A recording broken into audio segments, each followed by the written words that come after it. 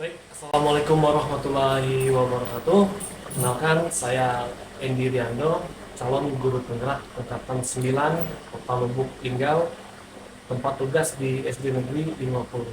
Kali ini saya akan melakukan tugas demonstrasi kontekstual, yang mana nanti pada pengambilan putusan dalam nilai-nilai kebajikan pada seorang kepala sekolah. Di depan saya sudah ada Bapak Efran selaku kepala sekolah SD 7. Silakan Pak Efran perkenalkan diri dulu.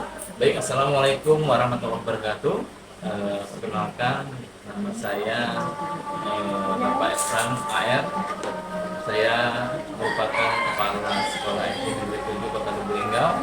Kebetulan MD ini merupakan rekan kerja saya juga. Jadi pada hari ini dia bertandang ke sekolah kami mengambil tugas dari guru penggerak. Atas kehadirannya kepada saudara ini, selamat datang ke Kedai. Itulah perkenalan dari saya dan juga dari Pak Efran selaku kepala sekolah SD Negeri 7. Selanjutnya kami akan melaksanakan wawancara. Baik Pak Efran, gimana kabarnya Pak? Alhamdulillah sehat. Baik. Alhamdulillah sehat. Aman aja Pak ya.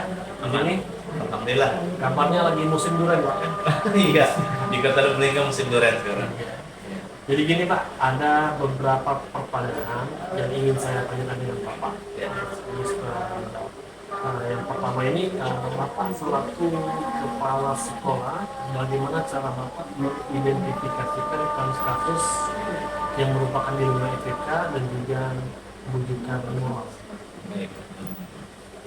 Sesuai dengan pertanyaan tadi yang saya ambil dari kasus-kasus atau nilai IPK itu sering terjadi kepada nilai siswa yang ada di setiap kelas masing-masing. Itu bisa dilihat pada saat pembagian raport, di mana hasil KKM kurang tercapai. Nah, itu menjadi dilema bagi kami selaku instansi guru-guru instansi SD ini. Tapi kami tidak menyalahkan juga sepenuhnya tentang pengajaran, metode pengajaran yang tidak di guru 7. Artinya kenapa? SD Negeri 7 ini sudah memberikan metode yang sangat terbaik untuk siswa-siswanya.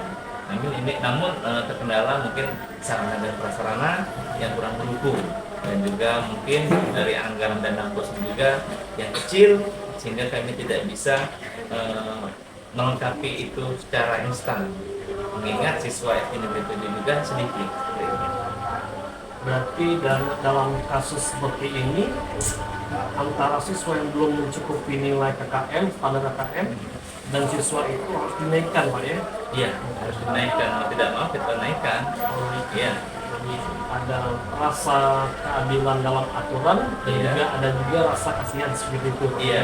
Dilemanya di situ Pak ya? Dari aturan pemerintah itu sudah jelas bahwasanya anak itu kelas 1 pada saat penerimaan siswa baru ke PBDB itu tidak boleh dites baca, tes tulis. Jadi mau tidak mau sekolah harus siap menerima siswa dalam bentuk apapun. Artinya ketika dia ada kekurangan dalam peraturan pemerintah sekarang, karena itu harus wajib naik dan harus dididik. Dan rujukan moral apakah ada? Rujukan moral ya, kami selaku sekolah itu selalu berkoordinasi dengan wali murid. Kami ajak untuk berdiskusi dengan mengadakan rapat. Ya, kami beritahukan bahwasannya dengan nilai anak ini yang turun, artinya kami mohon bantuan secara moral dan juga secara ikhlas kepada orang tua untuk memberikan pelajaran-pelajaran di luar sekolah. Artinya itu dapat membantu sistem pembelajaran yang ada di sekolah. Berarti adanya komunikasi antara pihak sekolah dan wali murid Pak ya? Iya, benar. Demi meningkatkan kompetensi siswa itu, Iya. berharap siswa itu mendapatkan ilmu dari sekolah dan juga di luar sekolah itu. Iya, benar sekali. Baik Pak, ini pertanyaan yang kedua. Ya. Bagaimana Bapak selaku kepala sekolah dalam mengambil keputusan itu, terutama dalam dua kepentingan yang sama-sama benar atau sama-sama mengandung nilai kebaikan, seperti yang jadi etika tadi Pak.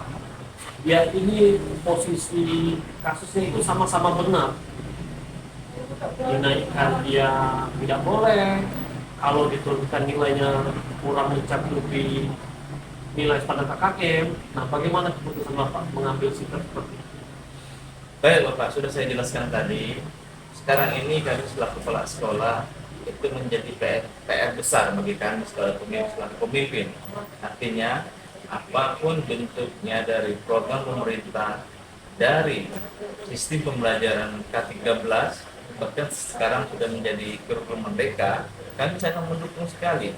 Nah, dilema yang terjadi pada siswa atau anak-anak didik sekarang, artinya mau tidak mau anak tersebut harus mengikuti metode pembelajaran sekarang.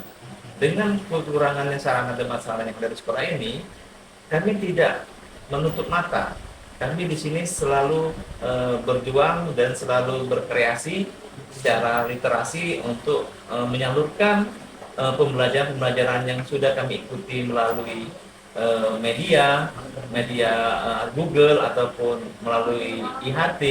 Nah, itulah model-model kami untuk kami terapkan ke siswa. Artinya, ketika nilai itu tidak juga berhasil atau tidak naik, maka yang penting siswa itu mempunyai satu bakat dan minatnya.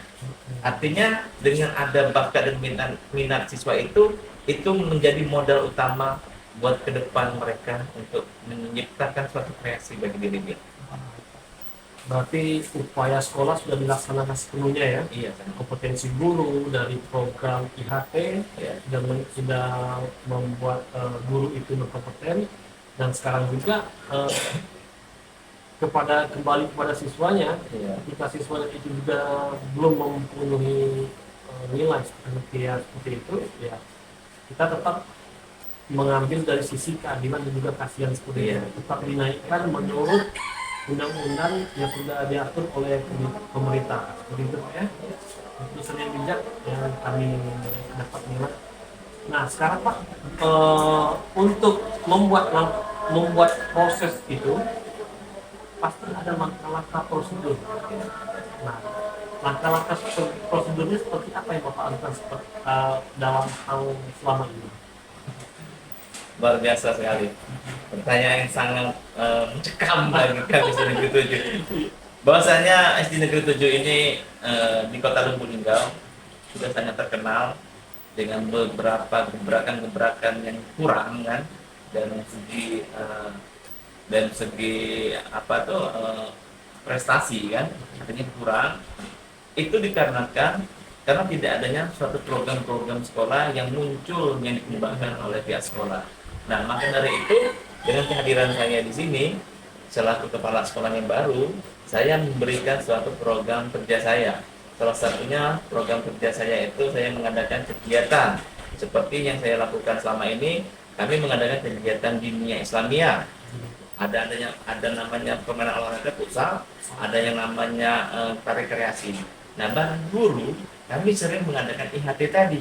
Artinya langkah-langkah ini itu merupakan salah satu terobosan bagi kami di Negeri 7 untuk memajukan sekolah ini melalui prosedur dan petunjuk yang diberikan oleh Dinas Pendidikan. Artinya kami memanfaatkan sekali dengan dana BOS yang kecil, mau tidak mau kita harus berkolaborasi. Baik Pak Evan, lanjut ke pertanyaan keempat.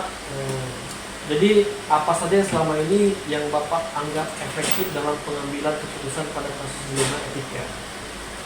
Ya, baik, kasus yang saya ambil secara efektif itu dengan cara kami bermusyawarah sama wali murid. Artinya ketika pembelajaran itu tidak sampai dengan KKN, maka dengan cara rapat tadi akan membantu wali murid tersebut untuk sistem pembelajaran yang ada di dalam dan akan dipelajari untuk di luar, mengikuti les ataupun mengikuti pembelajaran yang lain itu. Berarti hasil keputusan itu secara musyawarah Pak ya? Ya, secara musyawarah. Baik. Di pertanyaan selanjutnya Pak Evan, ya. Apakah Bapak hal-hal apa saja yang selama ini merupakan tantangan? Nah, dalam mengambil keputusan pada kasus-kasus dilema etika? Pertanyaan Bapak tadi. Ya, tantangan saya itu yang tadi bahwasanya kita menciptakan suatu sistem pembelajaran secara nyata yang dilakukan oleh guru-guru.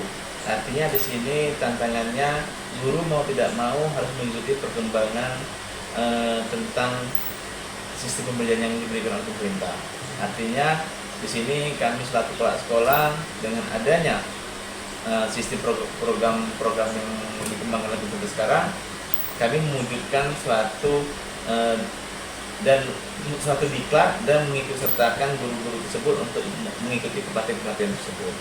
Seperti itu. Berarti Bapak SDM gurunya dulu Pak ya? Iya. Jadi tantangannya mewujudkan guru yang berkualitas, menghasilkan guru siswa yang cerdas, seperti itu Pak ya? Ya, seperti itu. Di atas itu terdapat kepala sekolah yang inspiratif.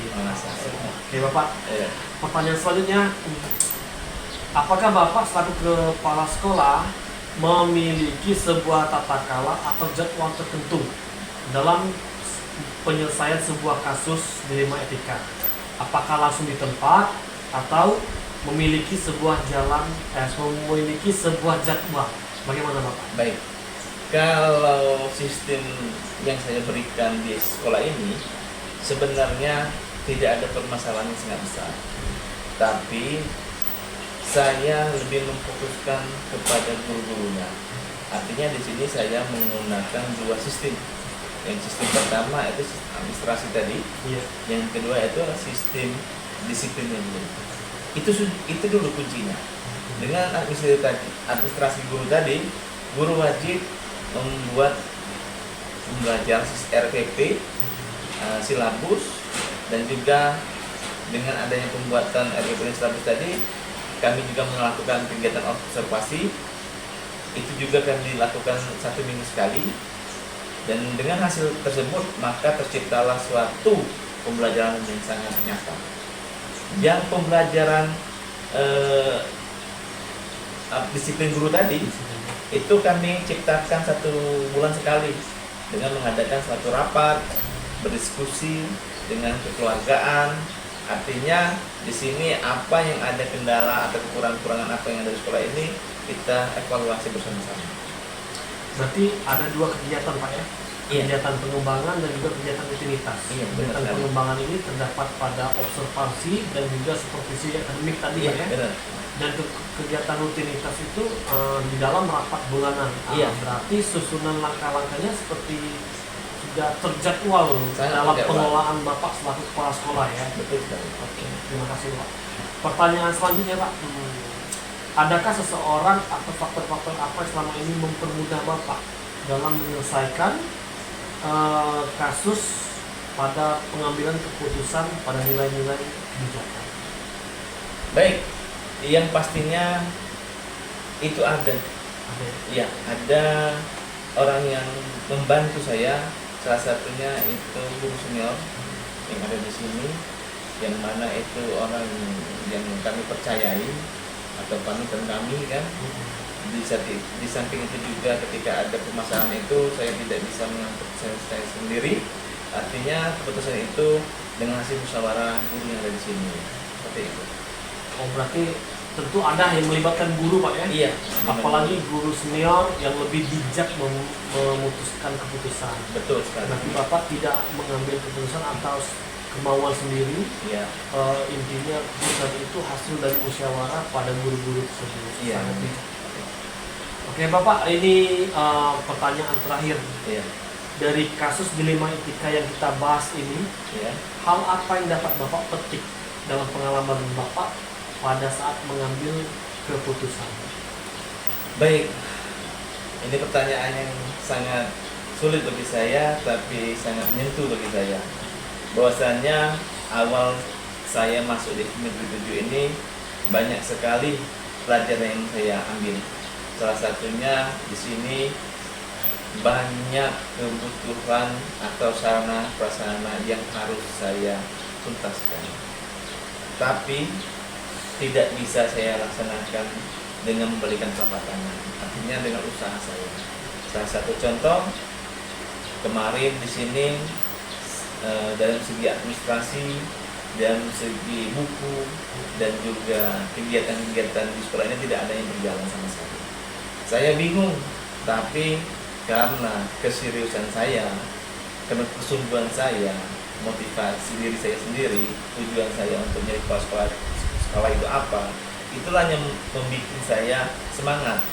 Artinya saya di sini tidak mementingkan diri saya, tapi saya mementingkan pendidikan yang ada di Kota Lubulingga ini. Itu saya anggap sebagai ibadah bagi diri saya. Sangat bijak Bapak, sangat menginspirasi ya, karena saya tahu latar belakang Bapak sebelum jadi kepala sekolah dan setelah menjadi kepala sekolah. Karena dulunya rekan sejawat, dulu mapel PJOK, senior juga selaku saya, banyak yang bisa saya jadikan, yang saya ambil contoh dari Bapak. Apalagi sekarang sudah menjadi kepala sekolah. Jadi niatnya sekarang merubah itu di jalan ibadah, ya. Lakukanlah sebuah hal itu demi ibadah, karena nanti tujuannya adalah ikhlas, gitu. Tidak bagaimana itu, tidak ada kemauan dapat dari pujian dari orang, nanti itu. Baik Bapak, terima kasih. Dan saya sudah wawancara saya kepada Pak Evan selaku SD Negeri, Kepala Sekolah SD Negeri 7, yang mana dalam tema pengambilan keputusan dalam nilai-nilai kebajikan. Terima kasih waktunya Pak Evan. Ya. Silakan minum dulu. Oke, terima kasih.